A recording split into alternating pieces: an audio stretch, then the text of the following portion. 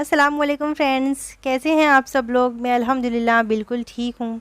आज मैं आपके साथ में एक इम्पॉर्टेंट और यूनिक टॉपिक डिस्कस करने वाली हूँ और वो टॉपिक है मेनोपॉज। सबसे पहले हम जान लेते हैं कि मेनोपॉज होता क्या है। मेनोपॉज एक्चुअली एक फ़िज़िकल चेंजेस है जो हर लेडी की बॉडी में होता है। मेनोपॉज का मतलब ये होता है कि हमारे पीरियड्स जब आना बंद हो जाते हैं, कुदरती तौर पर हमारे पीरियड्स कई माह तक नहीं आते हैं, तो उसे हम मेनोपॉज कहते हैं। ज़्यादातर मेनोपॉज की शुरुआत 40 टू 55 एज के दरमियान होती है। मेनोपॉज एक ऐसा फिजिकल चेंजेस है जो हर लेडी की ज़िंदगी में आना ही आना है, लेकिन आजकल ज़्यादातर देखा जा रहा है कि मेनोपॉज की शुरुआत 35 एज के बाद ही शुरू हो जाती है। ये एक बड़ा चेंजेस है, इसके बहुत सारे कॉम्प्लिकेशंस भी सामने आते हैं और हम इस सब पर डिटेल में बात करेंगे कि अगर हमें मेनोपॉज की प्रॉब्लम होती है, मेनोपॉज के पीरियड्स में अगर हम जाते हैं तो हमें कौन कौन सी कॉम्प्लिकेशंस का सामना करना पड़ सकता है और हमें क्या क्या प्रिकॉशंस लेने चाहिए ताकि हम इन कॉम्प्लिकेशन से, इन प्रॉब्लम से अपने आप को बचा सकें। जब भी किसी लड़की की पैदाइश होती है, वो कुदरती तौर पर अपनी ओवरीज़ में बहुत सारे अंडे लेकर पैदा होती है। अब ये कुदरत पर डिपेंड करता है कि वो 2 मिलियंस एग लेकर आई हो या 1 मिलियंस एग हो या उसके पास 50 लैक्स हो या 50,000 एग उसके ओवरी में हो। ये कुदरत पर डिपेंड करता है। जब ओवरी में ईस्ट्रोजन और प्रोजेस्टेरोन हार्मोन्स काम करते हैं, अंडा ग्रोन और मैच्योर्ड होकर ओवरी से बाहर आता है, तब पीरियड्स स्टार्ट होते हैं।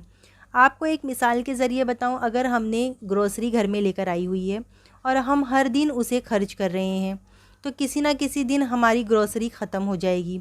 सेम इसी तरीके से हर महीने जब ओवरी में से अंडा निकलता है, तो उसमें से थोड़ा थोड़ा थोड़ा करके एक एज ऐसी आती है जब ओवरी में अंडा बिल्कुल ख़त्म हो जाता है।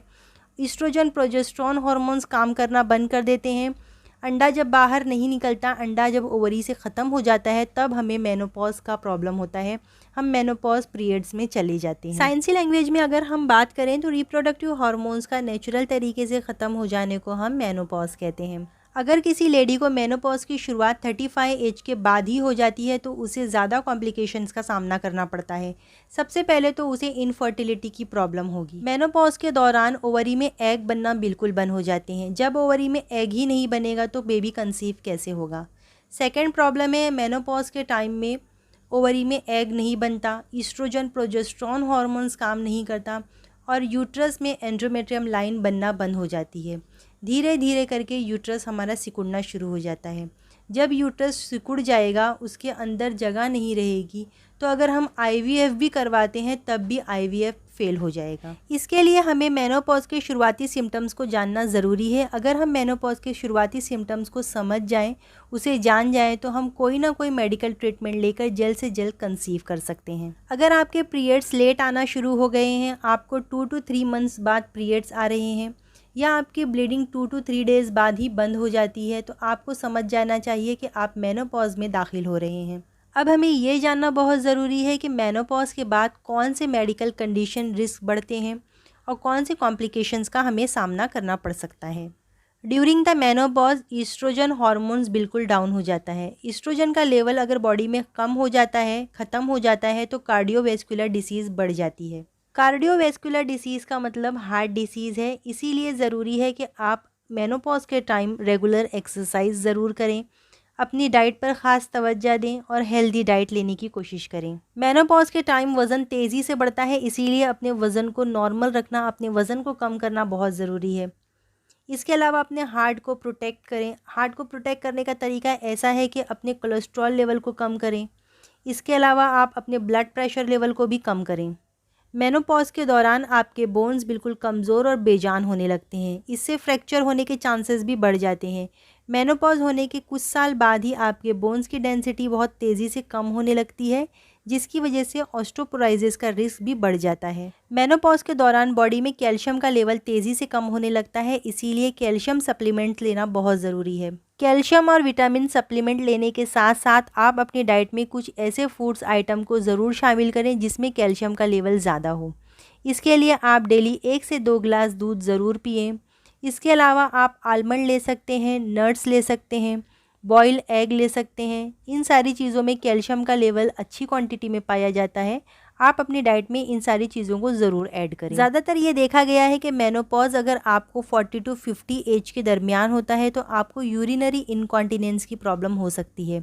ज़रूरी नहीं है कि ये प्रॉब्लम सबको हो, हर एक की बॉडी अलग साउंड करती है। किसी को ये प्रॉब्लम हो सकती है और किसी को नहीं भी हो सकती है। यूरिनरी इनकॉन्टिनेंस पर मेरी वीडियो पहले भी एक डिटेल में आ चुकी है, अगर आप चाहें तो उसे देख सकते हैं। आफ्टर मेनोपॉज अगर आपको यूरिनरी इनकॉन्टिनेंस का प्रॉब्लम हो रहा है तो आप अपने डॉक्टर से कांटेक्ट ज़रूर करें। इसके अलावा मेनोपॉज के दरमियान अक्सर लेडीज़ में देखा गया है कि उनका वज़न तेज़ी से बढ़ने लगता है, क्योंकि मेनोपॉज के दौरान बॉडी में मेटाबॉलिज्म स्लो हो जाता है। इस वजह से वज़न तेज़ी से बढ़ने लगता है। वज़न अगर तेज़ी से बढ़ने लगता है तो उसके बहुत सारे नुकसानात हैं। आपको हार्ट डिसीज़ हो सकता है, ब्लड प्रेशर हाई हो सकता है, आपको कोलेस्ट्रॉल का प्रॉब्लम हो सकता है। इसीलिए अपने वज़न को मेंटेन करना बहुत ज़रूरी है। After the menopause hot flashes का प्रॉब्लम भी बहुत ज़्यादा कॉमन है। इसके लिए आप बार्ले यूज़ कर सकते हैं। बार्ले यानी कि जौ आप अपनी डाइट में ज़रूर ऐड करें। जौ के अंदर कुदरती तौर पर ठंडी तासीर होती है। आप जौ का दलिया बना सकते हैं, जौ की रोटी भी बनाकर खा सकते हैं। मेनोपॉज के दौरान बहुत सी औरतों को नींद की प्रॉब्लम हो जाती है, उन्हें नींद बहुत कम आती है। इसके अलावा बहुत सारी औरतों को इरिटेबिलिटी यानी कि बहुत ज़्यादा चिड़चिड़ाहट भी महसूस होती है। इन दी एंड मैं आपसे बताते चलूं कि अगर आप मेनोपॉज पीरियड में चल रही हैं तो अपने डॉक्टर से कांटेक्ट में रहें, डॉक्टर से रेगुलर चेकअप ज़रूर करवाती रहें और साथ ही साथ आयरन और कैल्शियम सप्लीमेंट्स भी लेती रहें। इसी के साथ साथ आपको हेल्दी डाइट भी लेना है। अपनी डाइट में ऐसी चीज़ों को शामिल करें जिसमें आयरन हो, कैल्शियम हो, विटामिन मिनरल्स अच्छी क्वान्टिटी में हो। रेगुलर एक्सरसाइज भी करें। अगर आप रेगुलर एक्सरसाइज नहीं करना चाहती, बहुत ज़्यादा एक्सरसाइज आप नहीं कर सकती, तो मॉर्निंग और इवनिंग वॉक तो आप ज़रूर करें। इस वीडियो से रिलेटेड आपका कोई भी क्वेश्चन हो या आप किसी और टॉपिक पर वीडियो देखना चाहते हैं तो मुझे कमेंट बॉक्स में लिखकर ज़रूर बताएं। मैं अपनी पूरी कोशिश करूंगी कि ज़्यादा से ज़्यादा अपनी नॉलेज आप लोगों के साथ में शेयर कर सकूं। जाने से पहले वीडियो को लाइक करना ना भूलें, फ्रेंड्स के साथ में शेयर भी कर लें। अगर आपने चैनल को सब्सक्राइब नहीं किया है तो पहले चैनल को सब्सक्राइब करें, साथ ही बेल आइकन को भी प्रेस कर लें ताकि हर न्यू वीडियो की नोटिफिकेशन सबसे पहले आपको मिल सके। फिर मिलते हैं एक न्यू इन्फॉर्मेटिव वीडियो के साथ। Thank you for watching.